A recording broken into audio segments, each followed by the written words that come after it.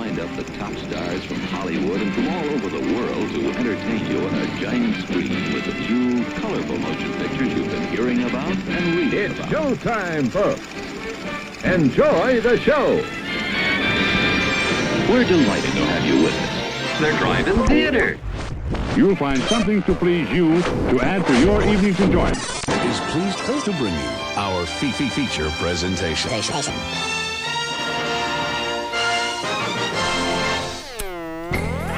Oh, hey, what's going on? Hey, everybody. Welcome to the Drive-In Speakerbox. We are back. It's another week. We're here in the Speaker Lab studios. Another week. We're doing it live. We're doing it, Peter. Yeah. You're doing it, Peter. Oh, McLean says the sounds of home. What's going on, McLean? Welcome back on over. He's watching on YouTube. No longer. He's over in another town. Not here in Northwest Arkansas. What's up, Vince, over there in Chicago, saying hey. A lot of people tuned in, but we've got a show for you tonight. If you are not already tuned in to the live web stream, if you're dialing this podcast into the future, then you missed. It's the best place to go back to, man. It is. You can always go back. Wait, where it is? To the future. You can always check this live stream out. You can see what's going on in the chat. You can participate every Monday at 8 o'clock over on our Facebook Live or our YouTube channel. Facebook Live is at facebook.com/The Drive-In Speakerbox. YouTube is youtube.com, the same thing, /The Drive-In Speakerbox. But you can also go watch reruns, or you can download the audio-only version of this show and podcast on your favorite podcast aggregators. Spotify, iTunes, Google Music. Now, wait, iTunes is no longer iTunes, right? Is it Google, Apple Music, Tunes? applepodfart.net.job.moneygrubbing-asshole. Yeah, something like that. Apple stamp. Dude, you know what? Is that a sex move? My brain is participating in this audio only right now. As soon as you said you're doing it, Peter, now I just have like Hook, like uplifting Peter Pan music playing in my head. That was the point. Not cool. Yeah, that's actually going to be on our Pornhub channel. We're going to do, the name of this episode is going to be "You're Doing It, Peter." Yeah. And so, check out. We're going to be doing Drive-In Speakerbox simulcast on Pornhub. I mean, we've had a number of episodes where I've talked in length about Hook. And this is true, and Peters.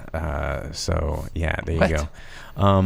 But anyway, welcome to the show. Later in the program, we're going to be reviewing the new film, the new X-Men film, Dark Phoenix, and then we're also going to be just talking about stuff. We're going to be talking about the box office. We're going to be talking about what's coming out this week.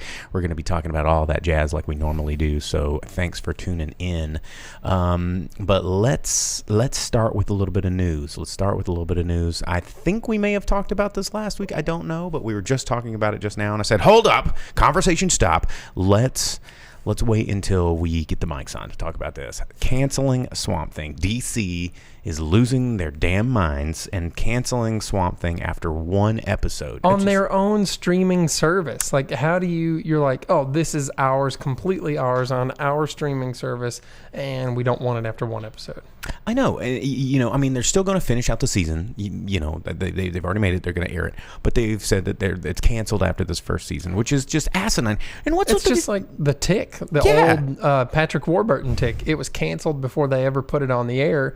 And then everyone loved it. And they're like, oh, well, sorry, we got rid of it before we knew that anyone would even be interested. It's like, dude, it's The Tick, and it's Swamp Thing. And then they did the same thing with season 2. It was released in April, and then April wasn't even over, and they're like, well, we're not going to renew this for another season. Oh, for Amazon Tick. Yeah. Like, what were they thinking? But Swamp Thing is awesome. We were talking about Swamp Thing. We were talking about Swamp Thing moments. The Swamp Thing cartoon was dope. Dude. Do you remember the cartoon? That's where all the cool toys came I had from. the Swamp Mobile. I had like the Swamp Thing where his arm would rocket off and there was a string for it, and you could have him like stretch and punch things and be Swamp Thing. Protector of the frickin' green. Actually, I had a Captain Hook figure from Hook the movie and Swamp Thing, and they would fight each other all the time. Yeah, my Who would win? Always Swamp Thing. Captain Hook had this super cool sword that flipped out from under his arm. He didn't have that in the movie. But But, well, Swamp Thing is dope. And we were just talking about some of our favorite Swamp Thing moments. And the grip here remembered a Swamp Thing moment that I didn't remember until he said it. How do you not remember, man? In Swamp Thing 2, him and Heather Locklear have relations. Yeah, she wants to tug the roots. Yeah, and the way they do that is Swamp Thing reaches down, breaks off his penis, feeds it to her, and it has like psychoactive drugs in it that makes her hallucinate him and her in underwear because he's then in human form wearing a pair of boxers, and they like get it on through psychedelic swamp penis stuff. Like, I mean, yeah, it's a real thing in that movie. Pro moves, Swamp Thing. Like, if also, we could only just break off our penis and serve it as a hallucinogenic drug to people that we were interested in and share a shared experience, wouldn't it just be a better place? I'm pretty sure that Swamp Thing 2 is the same one that has those like very, very deep Southern kids with the terrible accents who are looking at Playboys the whole time. Isn't that the same one? You remember, there was a historically great show that came on USA, the same network that did Swamp Thing. I think it was called American Gothic, and it had this little kid, and he talk like this. Yeah, that's how the kids in Swamp Thing talk. Like, what planet? It was like all the people from what was a hurricane heist that we show your seals. Yeah, that was just insane. But anyway, seems like Vince over on YouTube's a little bit disturbed or intrigued. He says he's nods, smiles, and slowly backs away, LOL, so that he can open up a new browser window and find this scene. That's what's happening. Dude, it's a real thing, man. I'm not making this up. It's a real Swamp Thing. Yeah, it's pretty funny. Also, I'm interested about this 100% grip related content news that Vince is talking about over here. I don't know. It's probably the Oh, let me guess. Okay, hang on. Let me use my boom operator powers of knowing what an audience member would say in relation to what my co-host would love. Is it the news that they have greenlit and solidified the fact that John Cena is going to be in Fast and the Furious 9? Could that be the news? I don't know about I think it is, because it's true. It's true news. John Cena confirmed to be in Fast and the Furious 9. I mean, Roman Reigns is in Hobbs and Shaw, so. What is a Roman Reigns? He's related to The Rock. He's his cousin. He's a big-time wrestler right now. Oh, there it is. Vince John Cena's YouTube, actually stepped out yes, of wrestling and is doing this acting thing, and Roman Reigns is like the big dog, they call him. Oh boy. Well, that's news. In other news, did you guys hear about McLean asked on YouTube, he says, why is there a ninth? Because there should be a million of them. Because money, that's why. Just like Swamp Thing, because money. Because it's they're all awesome. about money. If it's not enough money, they're not going to do it anymore. If there's too much money, they're going to do it forever. Every time someone says money like that, I think about Sid Caesar in money. In Vegas Vacation, where he has the lottery ticket and he's like, the money, I won the money, the money, and he has the heart attack. Well, in other unrelated non-money news, fasten your seatbelts. Oh God, no! Don't give them any ideas. So, Ghostbusters Fest, which is a thing apparently, just ended this past week, and Ivan Reitman was there with his son Jason Reitman, and of course, if you've been tuning into the Speakerbox, we've been talking about this for a while, but Jason put a teaser out about a month or so ago of just like the Ecto-1 in a garage, and winds was blowing and the spookiness weaving through the trees and the lightning crashes and then the ghost is booing and then it said Ecto-1 and it was like a Ghostbuster tease and everybody's like, yeah, and everybody's talking about it. They just had this Ghostbusters convention, and then they were there, they were talking about it, and apparently it's been confirmed that a bunch of the legacy actors are going to be reprising their roles, because the thing about this Ghostbusters movie is acknowledging that what happened in the 80s in the Ghostbusters film is as canon, and it is now fast forward in time, and then they're continuing the Ghostbusters story. So they're going to act like the remake never happened, right? Yes, that Perfect. is a different timeline. And Ernie Hudson Jr. is going to be the main star because Dan Aykroyd hope so. just has big problems with doing. But or is it one of the two, Bill Murray or Dan Aykroyd, just doesn't want to do it? I think it's Dan Aykroyd. It's right? Bill Murray. Dan Aykroyd could do Ghostbusters until he's dead. He's like, yes, please sign me up for more ghost blowjobs. I'm going to need a way to have an income that's not just Crystal Head vodka.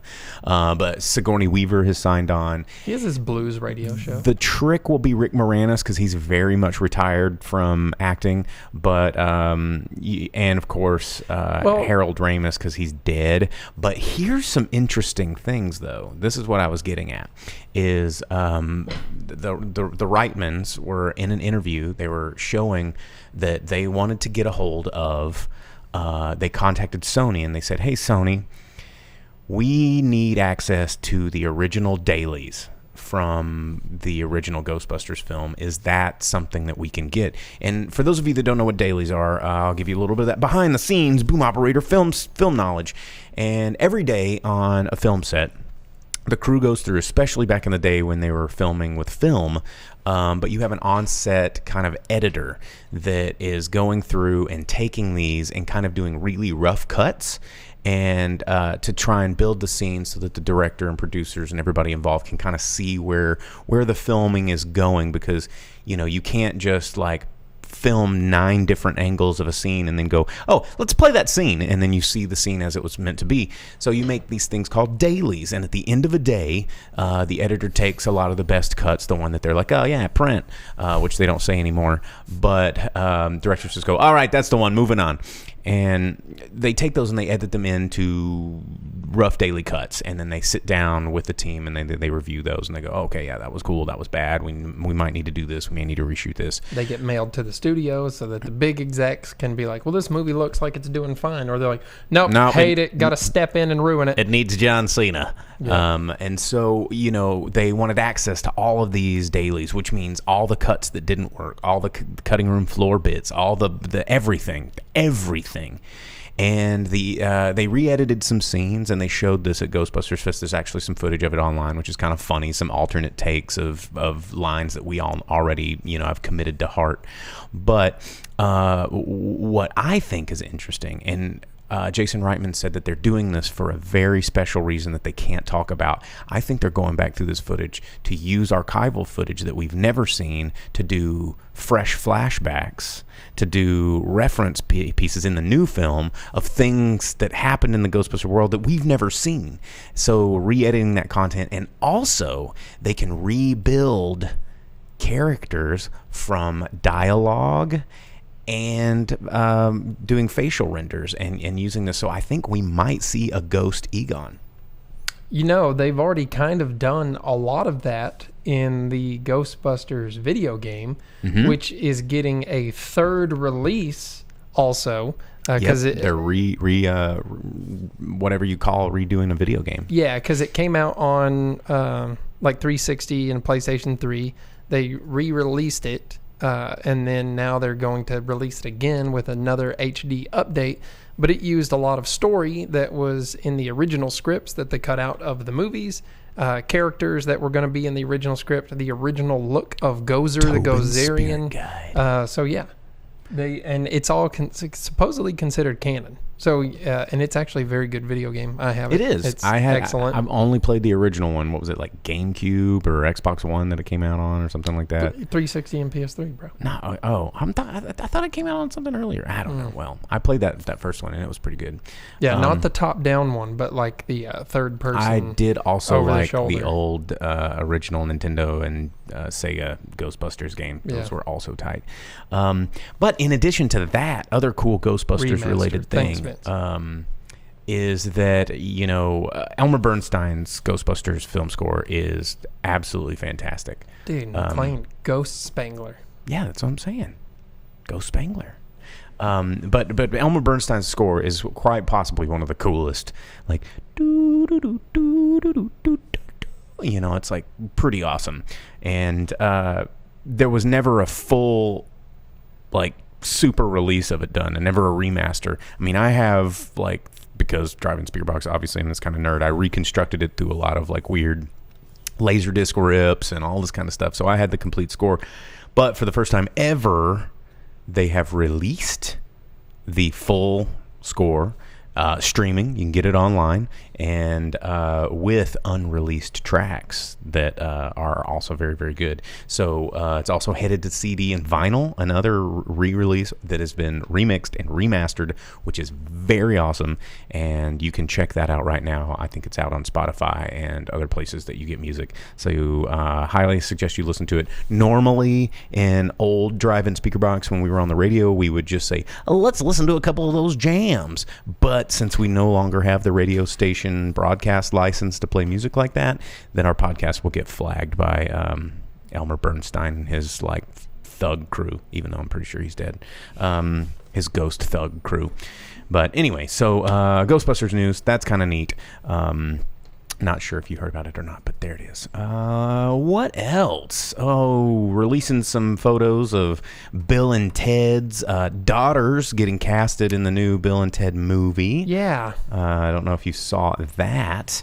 Yeah, dude. Thea Preston will be... let's see. Who is playing that? We've got Hugo Weaving's niece. And, yeah... Okay. Go for it. And let's see. Billy Logan is Bridget Lundry Payne, so she's an atypical. But yeah, kind of weird.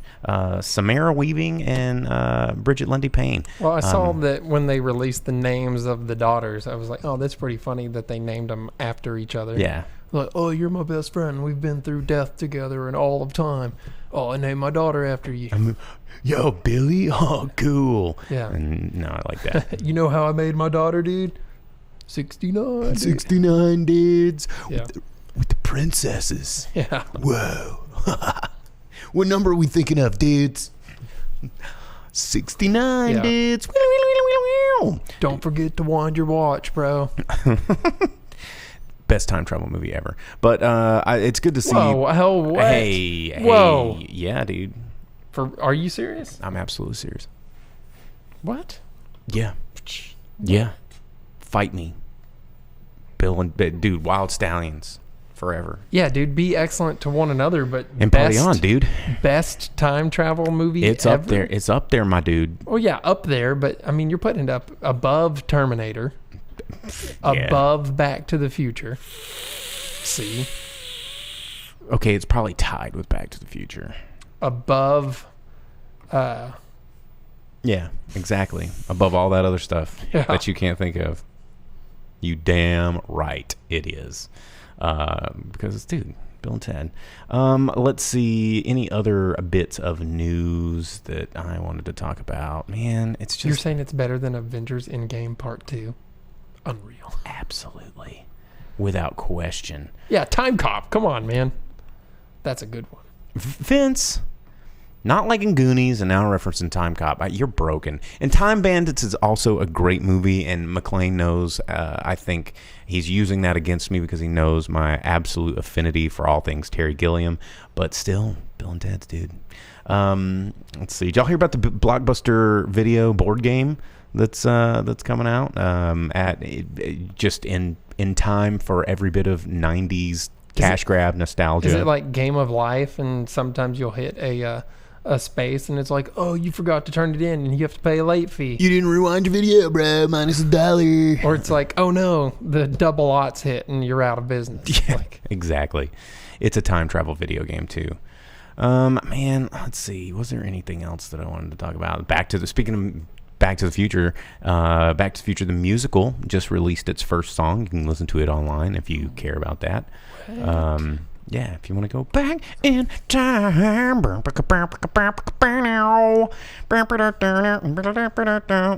that is like the best song. Yeah, but I don't know if they. I guess they can. They got rights to that, but how many other songs? How many other songs you gonna? I hate manure. I hate manure. Covers me in my car and in the past in my wagon. Like, how do you make a Back to the Future musical? I don't know, man. I'm surprised they let them because they actually have it in their wills.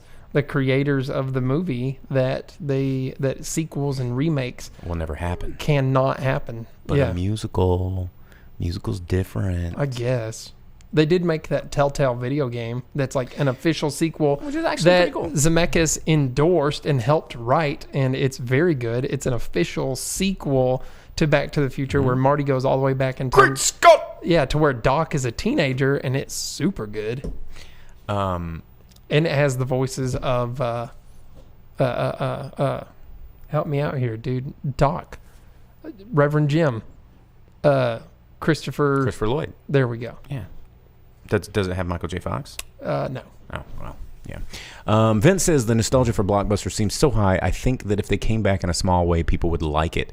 Why don't they just take over Redbox? I think that the nostalgia is a weird tool because when nostalgia gets evoked for monetary purposes, a lot of people like things when they can't have things, and then when they're presented with those things, they're like, well, you asked for it. Then they're like, well, I mean, I didn't actually really want it. I wanted it if it was like free and fun to reference, but I don't have to actually go pay for anything, guys. Golly. Like that's been one of the big negative products of sort of the internet on-demand instant culture. It's like we want it for 2 seconds, and then by the time that R&D can actually mobilize and get this product made into market, we were already over it. And then they're like, hey, remember the thing that you wanted? You remember that? The Harambe, like, remember Harambe t-shirts and hats that everybody wanted? And then everybody's like, well, I mean, the Harambe's over. So what? No, dude, Harambe lives forever. What are you talking about? Well, I've got a really good piece of Harambe real estate to sell you. Then, if you're still motivated, I was genuinely hurt when that happened. Like, I mean, that we all were. But time has moved past, and we don't want to buy those shirts anymore. We don't want to buy those hats. I mean, I dressed up as Harambe once for trivia. Had angel wings and a halo and a gorilla suit, and it was great. But now if I dressed up as Harambe for Halloween, people be like, what are you, an angel gorilla? And I'm like, no, Harambe. And they're like, what's a Harambe? No, that would never happen. I beg to differ, sir. I beg to differ. Dude, if someone forgets who Harambe is, I will drag him around a gorilla cage like he did that child myself. Would love to see that. And Vince says from YouTube, he says, bringing back Crystal Pepsi and everyone hated it. That's true, because we hated it the first time. Yeah, I was about to say, no one liked it the first time. But guess what they're bringing back right now for Stranger Things Season 3? New Coke. New Coke. Ew, really? And Was that yes, right? it's absolutely true. That's so dumb. You can get New Coke for a limited time. And it's like, remember it was gross the first time? Yeah, that's why every time you buy a Coke, it says Coca-Cola Classic. They had to add Classic to it because they came out with New Coke. And everybody flipped their butts. Hated it. Yeah. It was like that mini revolt that I even took part in when Coke Zero became Coke Zero Sugar, and it does taste a little different. I'm gonna tell you. I did a side by side where I had some contraband old Coke Zero next to that Coke Zero Sugar bull crap, and then side by side, switched them around. The taste was there, and they're like, nope, it's the exact same. I was like, no, it's not. You're lying to us, or you wouldn't have changed it. And anyway, so that's what's going on in the news. The first time we learned not to trust Bill Cosby. Yeah, that was the first strike. What if they? What if in Ghostbusters 3 they zap and lock up Ghost Dad? Justice served. Yeah. Like Ghost Dad's like zipping around through phones and like hotel rooms watching people get it on, and then they get him. They're like, set the trap, and meanwhile he's watching traps, and wow. I don't know where we could go with that, but anyway, you know what else was in the news? Before we move too far, in the news? The Boys, man. Oh, talking about some non-Marvel. Is it out yet? Non-DC, not yet. But starring Carl Urban, and it's like about a team of people whose job is to beat up, arrest, and kill corrupted superheroes. And it was done initially by Wildstorm, which became a DC-owned property, but was initially started by Jim Lee as an independent comic book company, similar to his last independent comic company, Image. Jim Lee started Image, and then he started Wildstorm, but DC bought Wildstorm, and then it went to Dynamite, which is still, for as far as I know, mostly independent. Anyhow, you get a non-Marvel, non-DC comic-related thing outside of Ninja Turtles and Tick. So Lucifer. Well, that's DC, isn't it? Yes. Yeah. Okay. Wait. Yeah, I'm pretty sure it was Vertigo, same as like Constantine and okay, maybe it was Vertigo. Swamp Thing and all that. Yeah, because I watch Lucifer. It's tacky. It's stupid. It's a guilty pleasure. I watch it when I'm on the treadmill, and I always feel really embarrassed that someone's going to walk over and look at my like tablet and go, "What a butthole! Is that dummy watching Lucifer?" Because a lot of times Lucifer runs out and his like butt's all hanging out. I'm like, dude, cover up! I'm on the treadmill in public. And what's the other devil one? That Preacher. Oh yeah, Preacher. Yeah, that one's a DC property too. I do a lot of that. Yeah, the Vertigo, Wildstorm stuff. Oh yeah, Umbrella Academy. That's independent as well, and it had some popularity on Netflix. But honestly, if you're gonna go for ragtag, I think Doom Patrol outshined Umbrella Academy hand over fist. Except for I don't really like the way they stuck the landing on. Yeah, but that's supporting this DC network that goes and cancels Swamp Thing before they even show the second episode. I'm still trying to get through Swamp Thing. Maybe by the end of it, and once, like, they're still advertising for it on social media really hard, and of course it's funny because it's got all these angry comments on it going, why are you advertising for this, you ding-dongs? Why are we going to like the social media when you just took it away from us? And who knows? It could come back. Maybe people like the return of things, so maybe that's what they're trying to do. They're trying to get people excited about it, take it away, and then give it back, because when you give it back, you're a messiah. Yeah, that sounds like a really stupid idea. Yeah. Not sound like a great idea. Trust me, it's called marketing. It's called the McRib effect. You know what, too? They're trying to McRib Swamp Thing. It's E3 going on right now, and all these video games. Everybody's talking about Keanu. Yeah, dude, John Wick in Cyberpunk 2077. In that game, everybody has got their pants tight and their neck beards growing for that game. Well, because everyone's been waiting for it for a really long time, and then they released not long ago like a 45-minute gameplay video the video game. That's big. And then I think that was last year sometime, and so now they debuted a release date at E3, which is next year, and it had Keanu Reeves in it, man. There it is.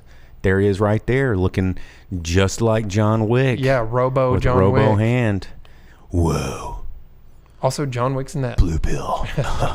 Not John. Keanu Reeves is in that Netflix movie. Oh, dude, that would be sick. Where his like hand, Bodie, and his hand goes, and he like chains guns and then picks up a bulldog and throws it a block instead of just. You remember in Point Break? He doesn't throw a bulldog. Yes, he does. When Anthony Kiedis is trying to murder him with a lawnmower? No, Keanu doesn't throw the bulldog. He gets the bulldog thrown at him, and where they're doing that chase scene, and then the bulldog comes. I want to pull up the clip. Bodie throws it at him. I don't know. Can we pull up the clip? Can we pull up this clip? Can we find it? Is this clip out here? Point Break. Throwing bulldog. This could be a Bernstein Bears moment. I don't know, but I'm pretty sure a bulldog gets thrown at Keanu Reeves in Point Break. It's been a minute since I've seen the Academy Award-winning Karen What's-Her-Face's film. Why watch it when you can just watch Fast and Furious instead, man?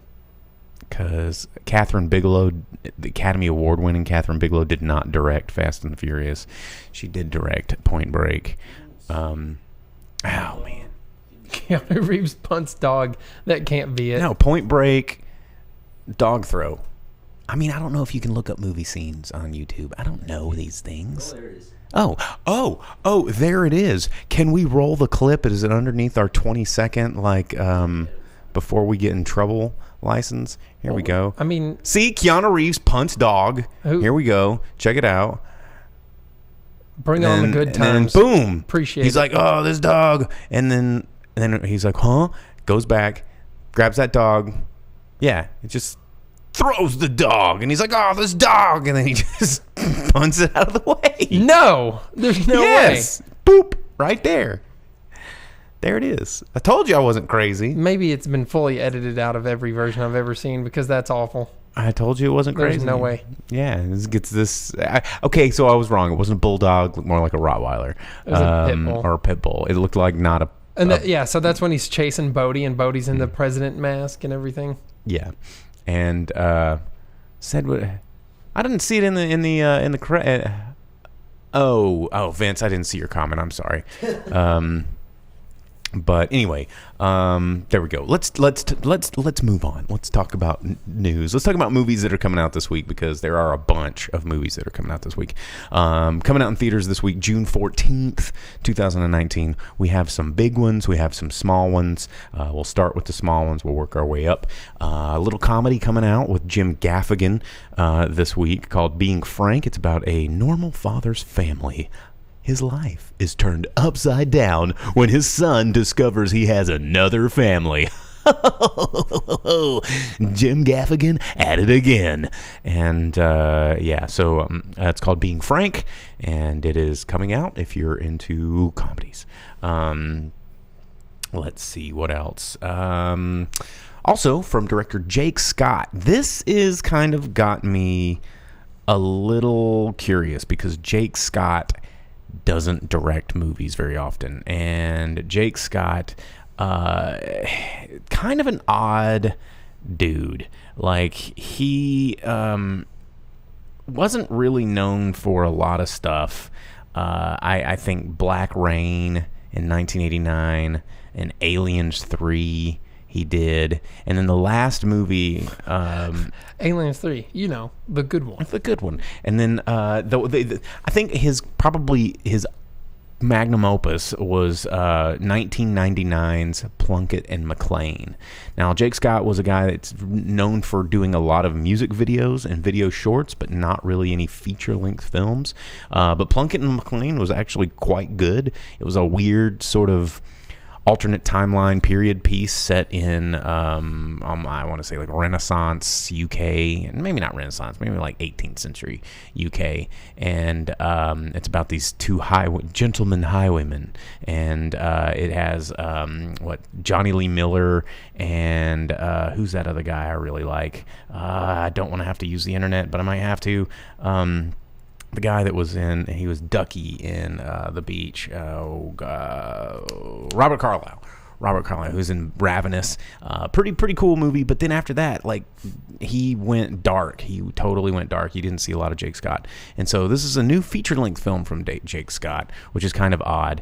But it's got Christina Hendricks, Aaron Paul, Sierra Miller, and Amy Madigan. But it's about this woman raising her young grandson after her daughter goes missing. It seems kind of like a really bland vanilla tagline, but I like Jake Scott, so I don't know. We'll see. It's probably only going to be super limited release, but anyway, the movie I'm most excited about, which is probably only going to be in expanded release. I know we're getting it here in Northwest Arkansas, so if you're in our listening, our listening area is now the internet, but if you're in Northwest Arkansas, where we broadcast from, I highly suggest you go check this film out, because it's kind of rare that a Jim Jarmusch film is going to get a fairly wide studio theatrical release, but it is a new film, The Dead Don't Die, and I'm wondering if this is a companion piece to the last movie that he made that I really liked, called Only Lovers Left Alive, and I mean, the titles seem to go together. One of them was not a comedy. This is a comedy. That one was about vampires. This is about zombies, but it's from director Jim Jarmusch.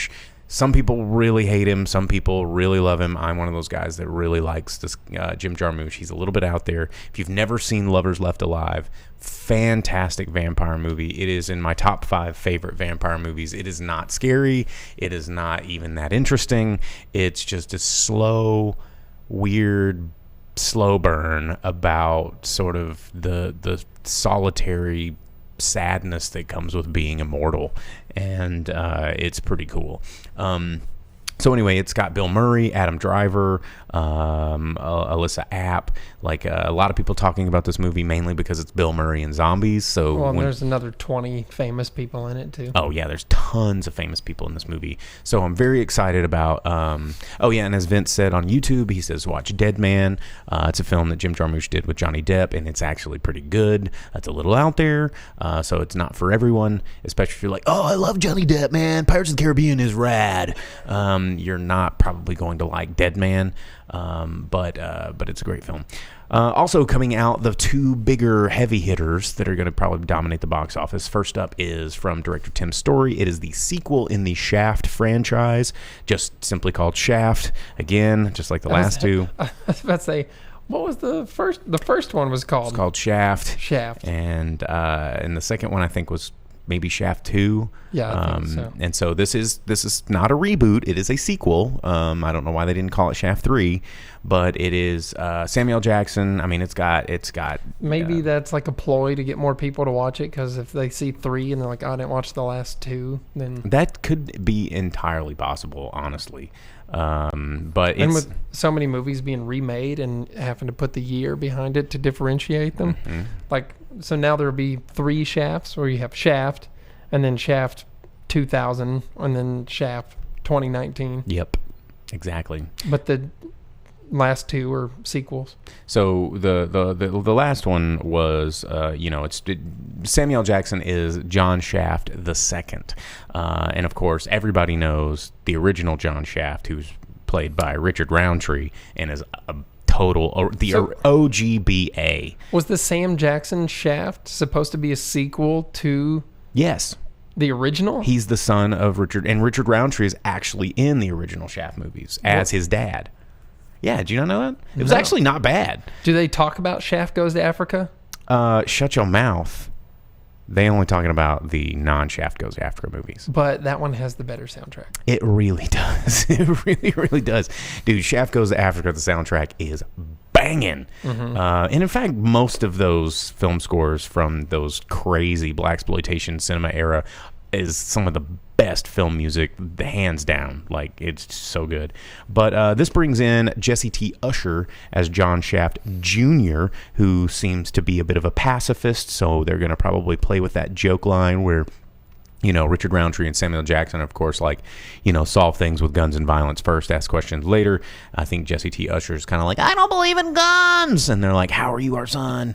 And then eventually he probably starts to believe in guns. And then they all three team up to fight the crime in the streets and clean up this city. So the same story as Stuber? Basically, yeah. Sounds just like the Stuber trailer. Yeah. So that's coming out this weekend. I might actually go see that. I do like me some Shaft. But the big movie that's coming out that's going to take all the movie money from director F. Gary Gray, starring Tessa Thompson, Chris Hemsworth, and Emma Thompson, it is Men in Black. I mean, Men and Women in Black. Ugh. But in the first movie, Men in Black International. In the first movie, there were also Men and Women in Black. Yeah, also in the second movie, the chick from the morgue becomes his partner. Yeah, Elle.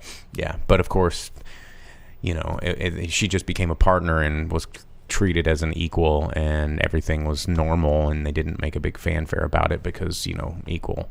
But now we gotta make sure that everybody knows that we're doing this, so we don't get put on blast for. Also, Liam Neeson is in this one. He is in this one, but speaking of, you know, I know this is a touchy subject for a lot of people, but we're gonna talk about it. We're gonna talk about this Men and Women in Black thing.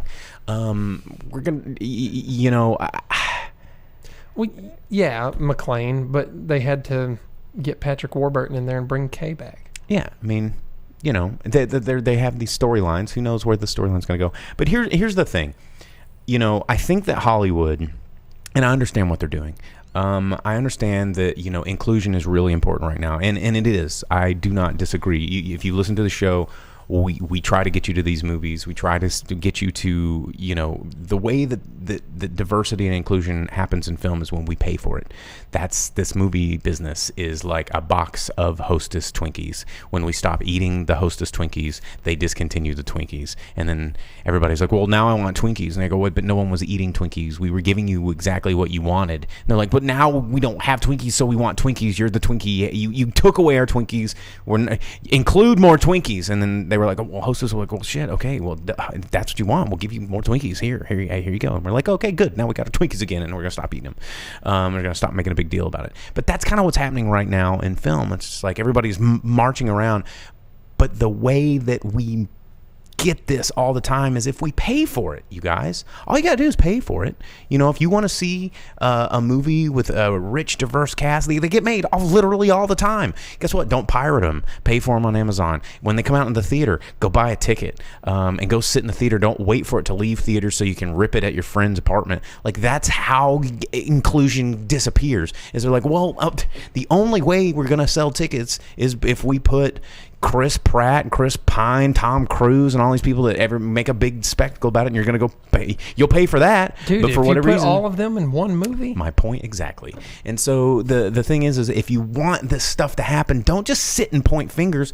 Go spend money on the stuff that's already happening, and then we won't get more of it. Because what I am getting so sick and tired of is these big movies like this that, you know, they're like trying so heavy-handedly where they include super stupid scenes like an Endgame where all of the female characters go, all right, ladies, just the ladies fight now. Yeah, and only the ladies. It's like, yeah. And you're like, let's show them what girl power can do. Men stand down in this battle for the cosmos. We're going to only let the ladies fight. Like, no, that's just insane. And it just doesn't make sense. And I understand why they're doing it, because they're trying to like hammer it into the back row that, hey, we're inclusion scene. It's like, don't do that. When you draw more attention to it, feels it was cheaper. really bad. It was like everything was as fine as it could be in a trashy Marvel movie, but then they were like, look at this scene, everybody. And Men in Black, literally in the trailer, he goes, excuse me, men and women in black. And then... Oh, that's it, really in the trailer? It's really in the trailer. Oh. And then, you know, in the movie that we're about to talk about, X-Men, there's a scene in Dark Phoenix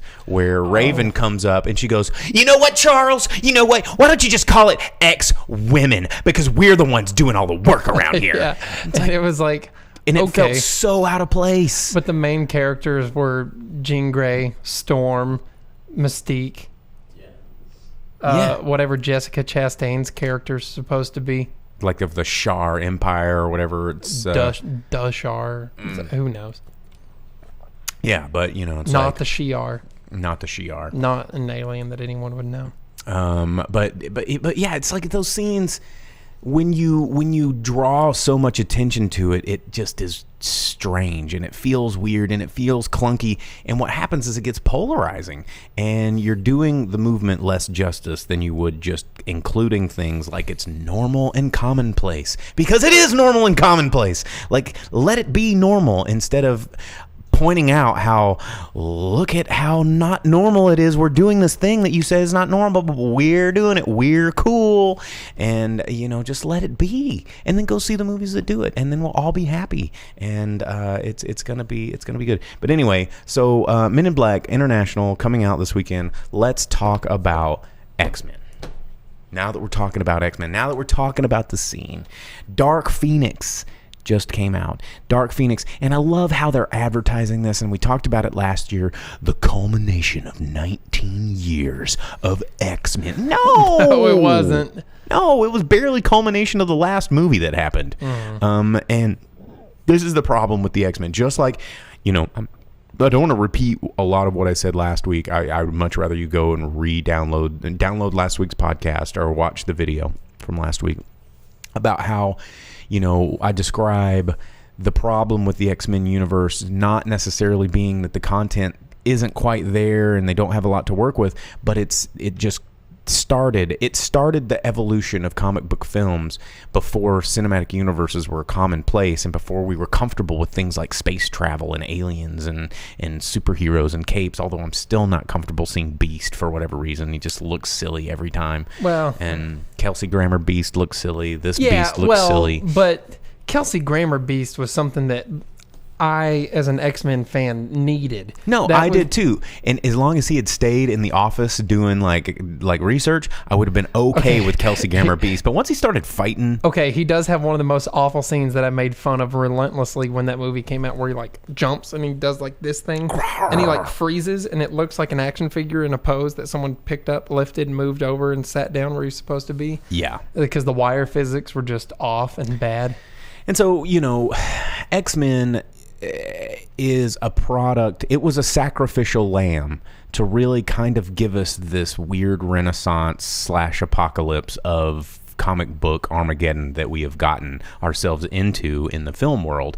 But we keep wanting to go back to X-Men because let's face it, X-Men was probably one of the most accessible, widely commercially accepted comic book franchises of the 80s and 90s. Like it bridged a lot of gaps for a lot of comic book use and action movies action figures, comic books, video games, cartoon series. Like it was all killing it. Well, that started in the 60s. X-Men started in the 60s, the same time that Spider-Man, Fantastic Four, the Avengers, all of that was going on. Iron Man, everything.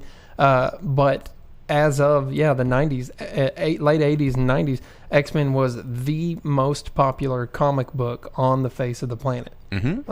And X-Men has something for everybody. Actually, when I read comic books, X-Men was my favorite. My X-Men comic book collection, the sheer weight of it is ridiculous. Yeah, plus it had the sickest theme song in cartoon form. Dude. Well, and so the thing is it exists really heavily in the hearts and minds of a lot of people. So that's why we keep coming back to it, because we really want it to be good. Until 2009 when they ruined the comics, but we won't get into that. Well, we're not going to get out of there. But, that's why we keep revisiting this. And we just it cannot get on track because we still can't let go of Patrick Stewart as Charles. We can't let go of Hugh Jackman as Logan. We can't let go of these things. And since they've already existed on screen, it's really hard for us to deviate past that. We still want to exist in this weird universe that we've already seen. So it's difficult. Like it needs a complete and utter reslate. Like X-Men First Class should have completely just boom erased everything. And they tried to tie it in. And then they tried the Days of Future Past tried to figure this thing out when everybody was trying to tie into these cinematic universes, when what we needed to do is we needed to Spider-Man Homecoming this shit. We just needed to go nope, let's redo it. I hate this idea. Well, I mean, there's no way that they're going to be able to course correct this train. There it is. Sad filter. Sad camera. Because they can't course correct this train. There's no way. And Dark Phoenix, I think, is proof of that. It's underperforming at the box office, and I don't know what your thoughts were on it, but to me it kind of failed as a movie, not because of just the movie, but because the movies that surround it. Well, it was a difficult to follow movie, and it tried to jump around too much. It tried to cram too much of a story into not enough of a story scaffolding. There wasn't enough there to support what they were trying to do, and nobody got the time or attention that their character needed to do anything with those characters that they wanted to do, because they were trying to show off too much of the X-Men, I guess. And they made the villain that wasn't really... Yeah, the villain was just weakly... But we did get one very cool thing out of this movie. Is it when Nightcrawler finally decided to get into the violence game? Because Nightcrawler is one of my favorite characters in the history of the X-Men. Two cool things. We did get to see Excalibur Nightcrawler. Yes. Well, that's when Nightcrawler had the sabers and swords and everything. Excalibur Nightcrawler is my guy. But I was talking about Dazzler, bro. Dazzler. Yeah. Dazzler was sick. And Dazzler was she not, I only saw her for a second, but was she not Kiali or whatever her name was from the Orville? The one that got off the show? Oh, I don't know. You didn't really get to see her because she was obscured by the Dazzler stuff. But they made Dazzler exactly like comic book. Go to the Orville Dazzler and Lieutenant. What was her name? Lieutenant Kiara, and see if she's in the new X-Men movie.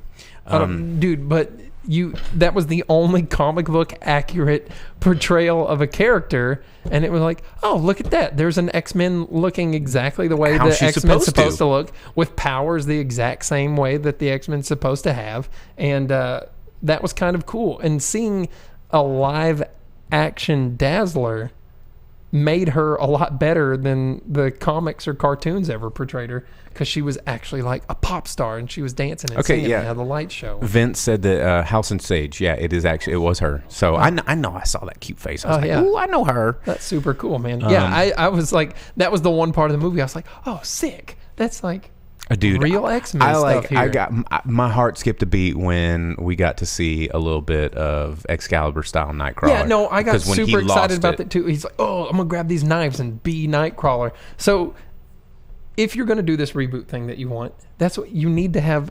X-Men.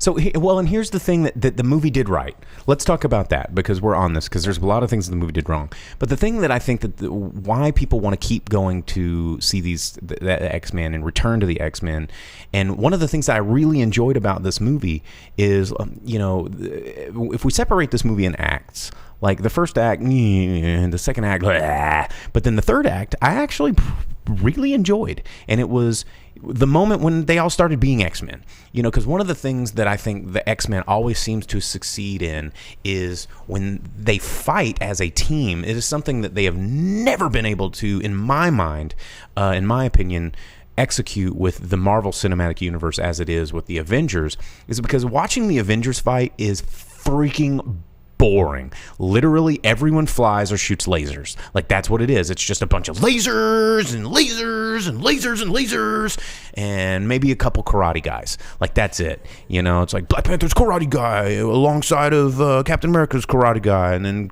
Hulk is like karate guy but packs a wallop, and everybody else is lasers. But with the X-Men, it's so much of a team unit. Like, everybody has to kind of be working and jiving together to make something happen. And like that scene in the fight scene, the train scene, where you see Charles holding people at bay and like giving commands, and then you see people using their powers and like Cyclops reflecting things off, because they can't just fly up and shoot powers at everything. They have to kind of figure it out. And like, Storm's like, I'm going to use ice to do this, solve this problem really quick so that you can teleport in and do the thing, and then you can go real fast and make sure this gets done. It's like when you see them work as a unit, you're like, dang, that's why the X-Men are cool, because they're a greater, the sum of their parts is cool. So yeah, and they also did that very wrong with the fight scene before that, where, yes, and so catching up with comments right here, Sam saying hire Jim Lee to do the storyboards, put it on screen. Yes, do that 100%. Make that happen.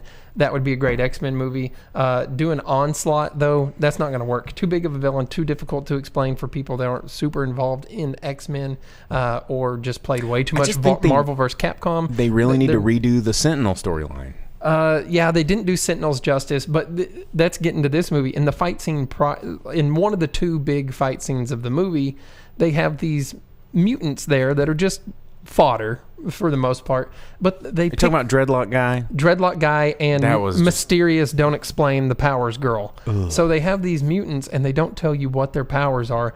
She's like, I can read minds or whatever. You're not the only one that can read minds. Yeah, and that's all you get. And X-Men is cool because you have these international characters that are representative of people from all over the world, and they all have different powers and things like that. Like, why hasn't Sunfire been in a movie? Why hasn't Warpath shown up and done something cool? Where's Banshee? Where's like characters that are gonna make X-Men like a full-on fun thing? I mean, if you wanted to do inclusion and diversity, like, X-Men is literally about inclusion and diversity.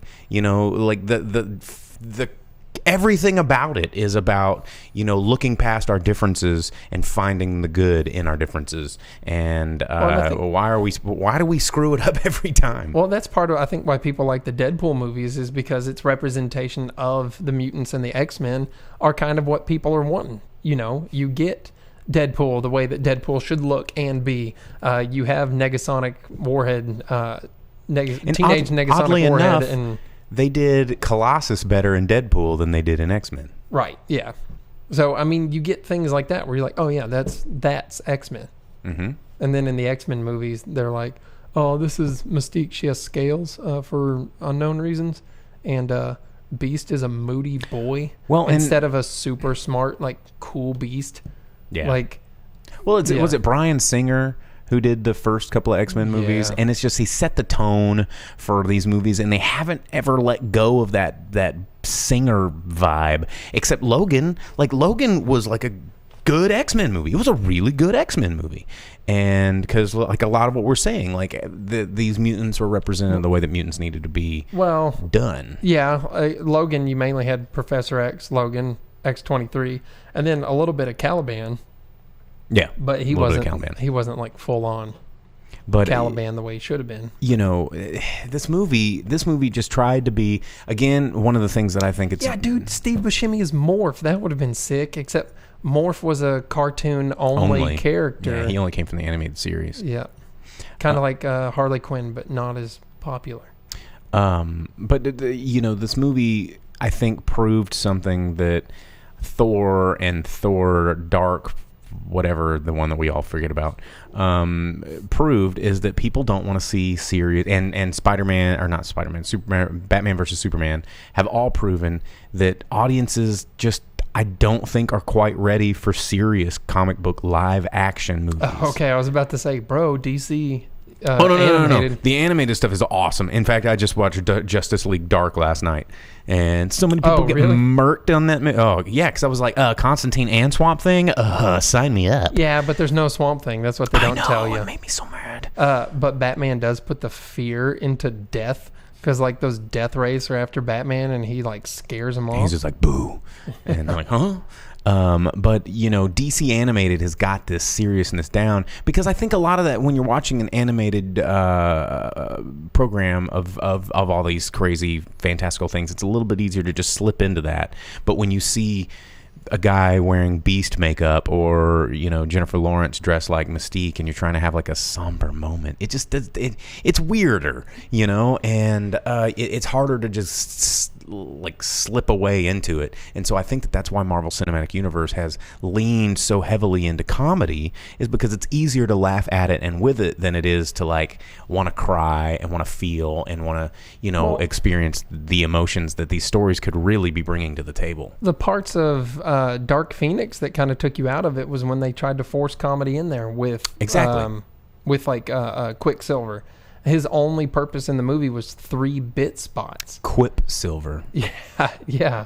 And it didn't work. And Sam saying Cyclops did more in the movie than anyone else. And he kind of did. But if you read X-Men or know anything about him, Cyclops is an Omega level mutant. You know, like he's one of the top tier mutants that there is. And so it's nice to see him doing something. Yeah. Because most of the time in the X-Men franchise, you just see him going, oh, Jean, oh, Wolverine, oh, Jean, Pete, oh, Jean. The movies have never really done him justice, because he is the leader and the tactician of the X-Men team. Yeah. He's the one that calls the plays, that leads all the people in the field. Yeah, he does all the cool stuff, and he's never gotten justification in the movies done to him. Like cartoon and comic book Cyclops was... He was Cyclops. He was the coolest. He was always the leader. But then, but in all the live action, they turn him into a Team Jacob versus Team Edward or whatever from Twilight, and they're both fighting for Jean. It's like, no! Cyclops is Edward, and Wolverine is the werewolf? Yes. Yeah. Why don't we do mutant Wolverine? Like feral Wolverine? I don't know. But the X-Men, this franchise is doomed, man. Animate it. Just animate it. Yeah, I think this is pretty much the last one. They're talking about bringing back the animated series with the original creators. I read something about that online, and that would be sick. You know, one other thing this movie did correctly, though, at the very end, they did like they did the classic movie thing where right before the credits roll, you get your teaser. Mm-hmm. You know, there's nothing after the credits. No end credits. You don't have to sit through the credits. And it was done like it used to be and how it should be done, where at the very end of it, there's like, hey, look at this. And you're like, oh. You know, and honestly, at the end of the day, I thought they did this Jean Grey story some justice-ish as best as they could, given that they're utensils. I mean, the Dark Phoenix story is kind of a hard one to tackle with all the space crap that's involved with it. You know, and to me, that wasn't bad. It was fun seeing Magneto, although I don't know why he pulled that train out of the ground for no reason. It's like they always need to have some dumb big spectacle with Magneto, and I thought that was a little bit stupid and unnecessary. But and I like how they in this movie they tried to, you know, illustrate more of that, maybe that Professor X isn't such a nice guy. And yeah, but that didn't start in the comics until like the 2000s, like mid 2000s. So that's always been a point. The storyline, I don't know about that part of it, but if they were going to do bad guy Charles, they did a okay. They just didn't get in depth enough of it. And anytime there was an emotional moment, they tried to cut it. It wasn't. I feel like there were some editing issues in the movie to. Well, the movie just felt sloppy. It did. It felt like they didn't really know where or how they wanted to get to the end of this. They just know that they had to. And now that Disney kind of has Fox in its pocket, now all of this stuff is moving forward. This could be a big hard reset. We don't know. I would really like to see that if Disney Plus wants to go in all on this content, do an animated X-Men, do a new one, and put that on Disney Plus. Get this live action crap. We got to stop with this live action crap. But there hasn't been any good animated Marvel shows since X-Men. Shows because there's a couple standalone movies that are actually pretty cool. Not a lot of them. Like Planet Hulk was pretty dope. Man, but like X-Men, Iron Man. See you, Sam. Even the Hulk cartoon from the 90s, Spider-Man, those were pretty good. The Spider-Man cartoon was pretty good. Yeah. But it has been a while. It has been a long Spider-Man 2099, whatever they called it, Unlimited. That wasn't bad. I forgot about that one. But anyway, it wasn't terrible. It wasn't great. It was very vanilla and bland, just like most of the other X-Men movies. It's just such. There's not much there. There's not much there, and it sucks because we know how amazing these characters can be. And I think they do kind of like the Batman thing. They're like, Batman has to have the Joker in it. You can't have Batman without the Joker. Yes, you can. Yeah, you can. He absolutely has so many can. people. And in this, they're like, you can't have X-Men without Magneto. Like, Magneto has to be there. You can't have it without him. No, he doesn't. He doesn't. Just let him be on his own little island there, doing his Magneto things. Them revamping these teams and having Mystique and Quicksilver and people that weren't part of the X-Men as part of the X-Men kind of takes away from what people expect from X-Men. Have a real Brotherhood of Mutants versus X-Men instead of diving deep into Dark Phoenix, which I don't know if Dark Phoenix has ever really gotten like super over with anybody. It was dumb in the cartoon. It was dumb in the comic books. It was dumb when they did Dark Phoenix 2. It was dumb when they did Phoenix from the Future. I thought they were going to do Mr. Sinister. And they set that up. Yeah, they totally set up Mr. Sinister. And there was no mention. Nope. Yeah. Not a single They might mention as well of it. just call it X-Women. Yeah, they pulled the whole Game of Thrones thing where they have the full setup and then they're like, hard left. Psych. Yeah. We're going to make the movie off the famous girl from Game of Thrones right now. That's what we're going to do. Yeah, and I feel bad for Sophie Turner that it's not really I know, because she did great. working out. And unlike a lot of the other people in the movie, she's not as super well established outside of that series. It's true. So, all right. Respond to this text. Work stuff. Okay. Box office time. Let's do it. So box office for the weekend of June 7th through 9th, 2019. We're going to go through the box office. We're going to go through the top 10 movies in America, tell you what made the money and what order. And this is all domestic numbers, as we always do. So this is just here in the U.S. And we'll start with number 10, work our way number up to 1. Number 10. Here we go, Booksmart. Booksmart from UAR bringing in $1.5 million to the box office. Third weekend release, not doing very well at all. $17.8 million at the box office total domestic gross. Number 9, Pokemon. I wonder what its budget was, though. Probably like 5 or less. See, so it might be doing pretty good for what it itself. is. Yeah, for an indie film, it's definitely doing okay. First-time director. Mm-hmm. Number 9, Pokemon Detective Pikachu from Warner Brothers, bringing in $3.1 million in its 5th weekend release. $150 million budget.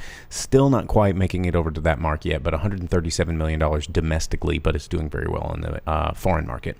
Number 8, Avengers Endgame, still in the top 10 from Buena Vista, bringing another $4.8 million in its 7th week, bringing its total domestic gross up to $824 million, up against its $356 million budget.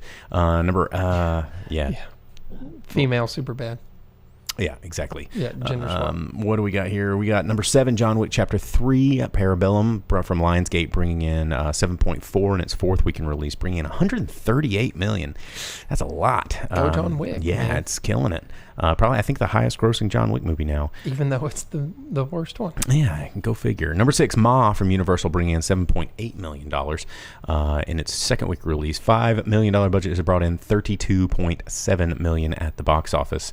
Number 5, Rocket Man from Paramount, bringing in $13.8 million in its 2nd weekend release. $40 million budget has brought in $50 at the box office, so it's doing just fine. Number 4, Godzilla King of the Monsters from Warner Bros. Bringing in $15.4 million in its 2nd weekend release. $170 million budget has brought it up to the $78 million mark. Again, this one's doing very well overseas, so I'm not too worried about it. Number 3, Aladdin, somehow taking the number 3 spot. I really expected Godzilla to have more money than that, especially as heavily as they're advertising it as like the number 1 movie in the world and in the box offices and king of the box office. Well, killing it made $216 million in the foreign market, so it's up to $300 million so far worldwide, but that's still not as much as I think they were hoping for. But it's more than doubled its budget, so it's okay. Aladdin bringing in $24.6 million in its 3rd weekend release. $183 million budget brought it in $232 at the box office. So yikes! That's doing way better than I thought it would. Same. I was expecting like another Dumbo. I know. Same. I was hoping for another Dumbo. Number 2. Dark Phoenix from Fox coming in at number 2, bringing in $32.8 million to the box office in its opening weekend. So yikes, not good for a superhero property. And then number 1, The Secret Life of Pets 2, which I pretty much saw that coming, but Universal brought in $46 million at the box office. So $80 million budget brought in $46.5 million. So it's there. CGI animals doing people things as they do, making all the money as it does. And there you have it. That's your top 10 movies in America. Pop, pop, pop. And that's our show. Pop, pop, pop. Pop, pop, pop. Vince says he doesn't think that Booksmart was a female gender swap super bad. Well, we haven't seen it. It's just going off what the trailer looks like. I've been meaning to try to watch it, but there's all these bigger movies that come out, and I feel like so many hours in a week. But I have no interest in Men in Black. I don't think I've seen the entire movie of Men in Black 3. It's all right. Exactly. Okay. I've seen enough of it to be like, do you have any interest in seeing the Jim Jarmusch film? I don't like zombie movies, man. So you're gonna go see? What are you gonna go see this week? I don't know. Try and go see Booksmart? Maybe. Yeah. I don't know. We'll see. Maybe a Hindi movie will be out, like a Tamil movie, maybe something fun, Bollywood. I'm gonna go see the Jarmusch film, so expect a review next Monday, right here on the Drive and Speak Rocks. Maybe there's a Fathom event that I forgot about that I need to try and watch. Yeah. So, of course, Vince on YouTube says he's never seen any of them. Watch the first one and then stop. First one's great. But anyway, that's it. We're going to get out of here. Got many things to do left in the week. So don't forget to like and subscribe. Please like us and subscribe to us. I don't want to have to advertise on Facebook because that just totally F's up your algorithm. But share us with your friends. Tell us about us with your buddies. I can't form sentences anymore. So find a part in one of the shows that you think is funny, and you're like, "Hey, look at these two goobers," and then send it to a friend and say, "Start it 4 minutes and 58 seconds, then watch from there." And then watch to 5 minutes and 10 seconds. Yeah. Oh, that was the funny part. Yeah. Then you don't have to tune in for the rest of the hour. But anyway, Facebook / The Drive and Speaker Box, YouTube / The Drive and Speaker Box. Our Twitter, which we never use, is @BoomOperator. If you want to just have more followers and likes or whatever, then yeah, that's cool too.